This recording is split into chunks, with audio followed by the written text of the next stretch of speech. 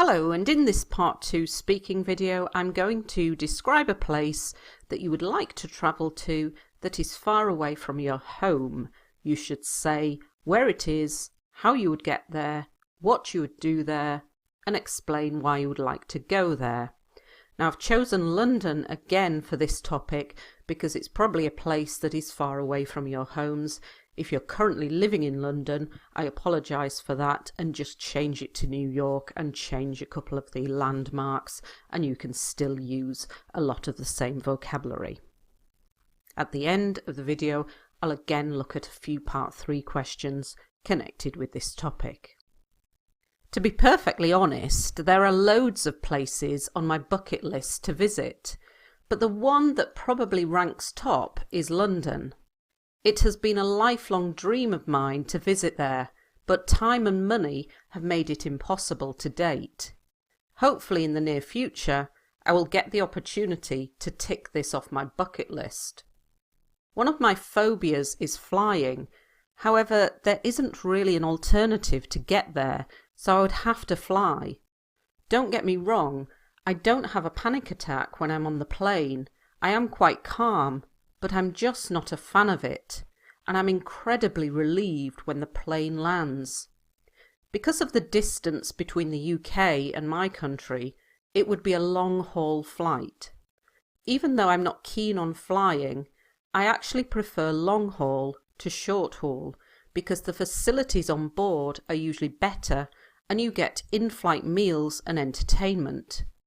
There are direct flights from my country, but it is often cheaper to have a stopover somewhere.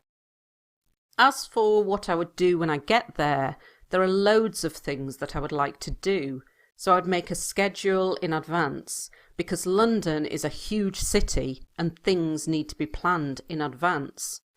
Obviously, I would do all the major landmarks such as Buckingham Palace, Tower Bridge and Big Ben. I've been told that London is a shopper's paradise and I am addicted to shopping, so I would shop till I drop. I imagine that prices are high in London, as they are in most capital cities, so I might have to do a lot of window shopping. As well as the major stores and designer outlets, I would love to go to the markets where you can buy local food and international cuisine. I love going to street markets when I am visiting a foreign country because I think you get a real flavour of the country.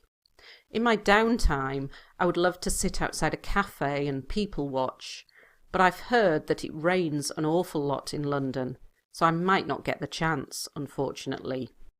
So let's now take a look at some of the language. We talk about bucket lists. These are quite a new thing in the UK, and it's where you create a list of things that you would like to do before you die. Often people who've been given a short time to live create a bucket list to try and achieve these things before they die. But also people do them and it might not be a real list that you've written, but it's just things in your head that you would like to do, such as visit London, meet the Queen, get IELTS 7.5. So I'm saying there are lots of places on my bucket list. It's very complex vocabulary. It's very useful for this topic.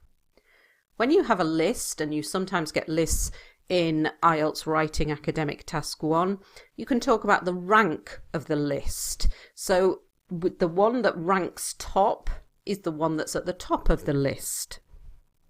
A lifelong dream, a dream you've had all your life. I've used this a few times now, to date, and it means up until this date, and we use it a lot in writing. It is formal, you can use it both formally and informally, so up until this point in time. In the near future, very useful for writing and speaking. Don't just say in future or in the future. Be specific. In the near future, in the distant future.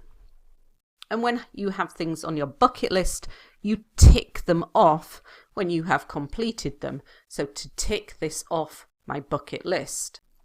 One of my phobias. A phobia is a fear, something you are afraid of. An alternative is another option, another choice.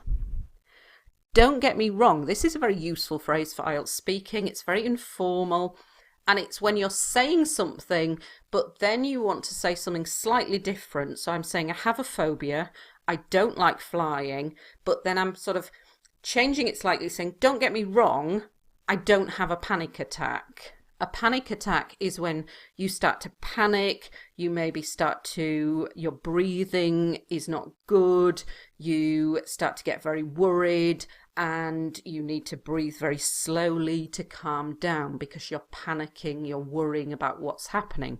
I'm saying, don't get me wrong, although I have a phobia, this doesn't happen. I am calm. I'm just not a fan of it.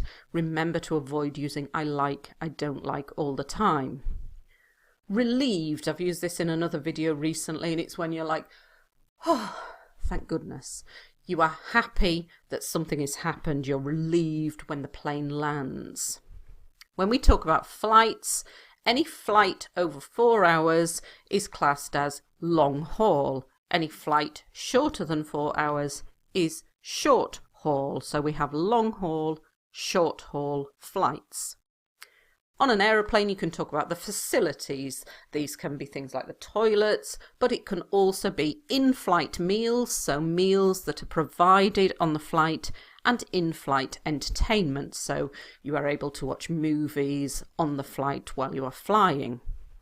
A direct flight goes from one location to another, and you don't have to stop and change flights.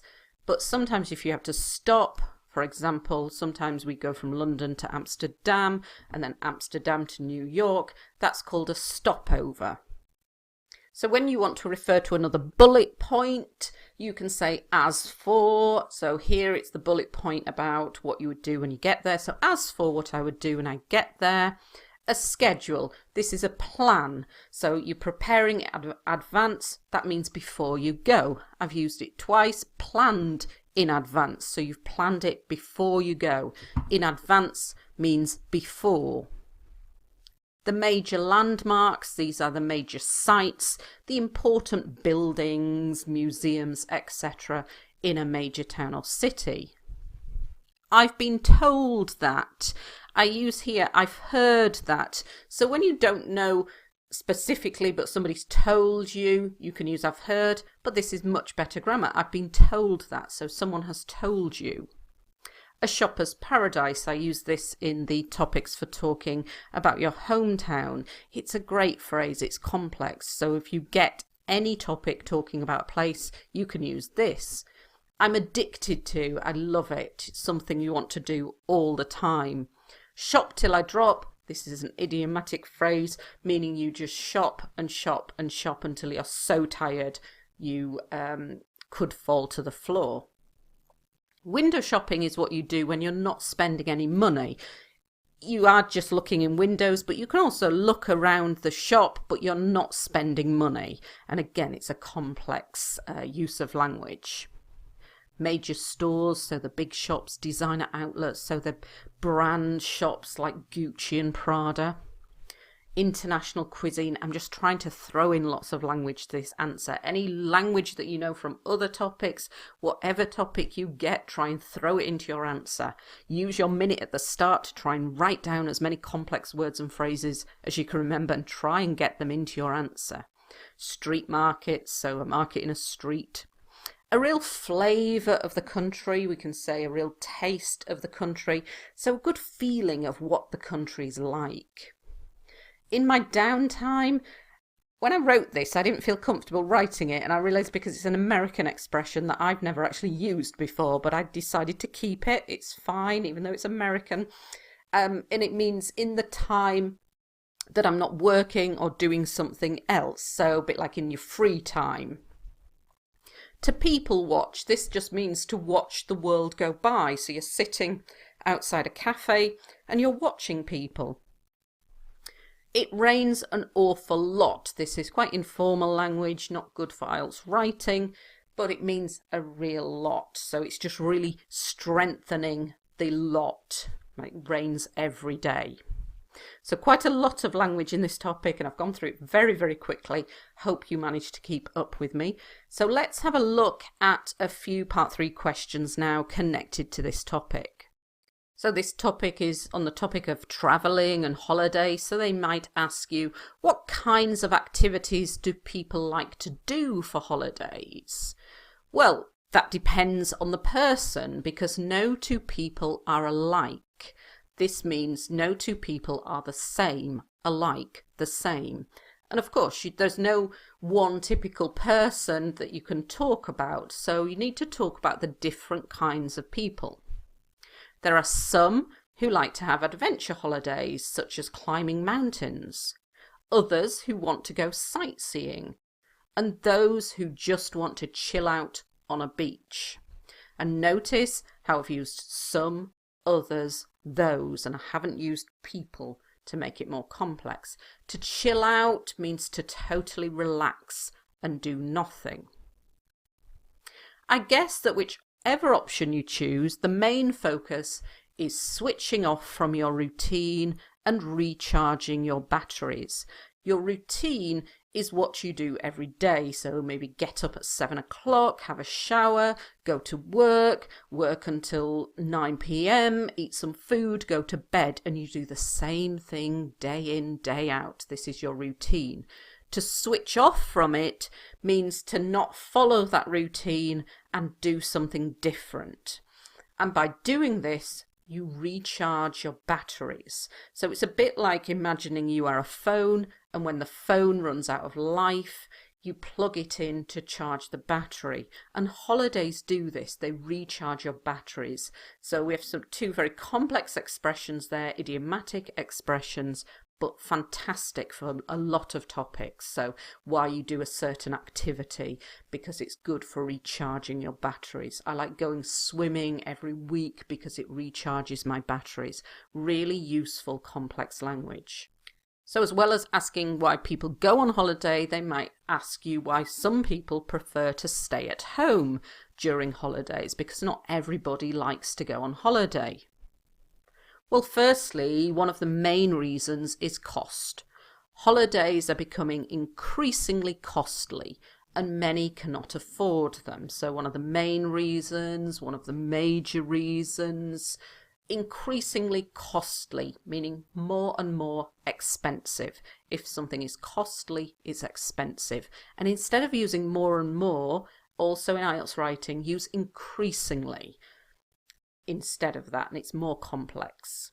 Increasingly popular, for example. Secondly, some do not like travelling and have no desire to go abroad. If you have no desire to do something, you don't want to do it. Staycations have become more popular in my country, where you stay at home and just go out for the day because it is cheaper and more convenient. Now, this is a very new word in the English language, probably in the last 5 to 10 years, a staycation. It comes from the word vacation, but we changed it to staycation, and it's where you have a holiday at home. The reason why this word came into the English language is about 10 years ago we had an economic downturn, people suddenly became very poor and didn't have money to spend on holidays, and so a lot of people decided to stay at home and just go on visits for the day because it was much cheaper, because you didn't need hotel accommodation or travel costs. So we started using this word, a staycation. So very good complex language, and IELTS examiners are always impressed when you use less commonly used words, and this means words that other IELTS candidates are not using. So this is a great word, a staycation. Hope you found this useful. There's a lot of language that you can use when talking about places. It's one of my favourite topics to get because I think it's the easier one, because if you've learnt lots of vocabulary for describing your hometown, like shopper's paradise and shop till you drop, then you can use lots of those expressions in this topic. Thanks for watching.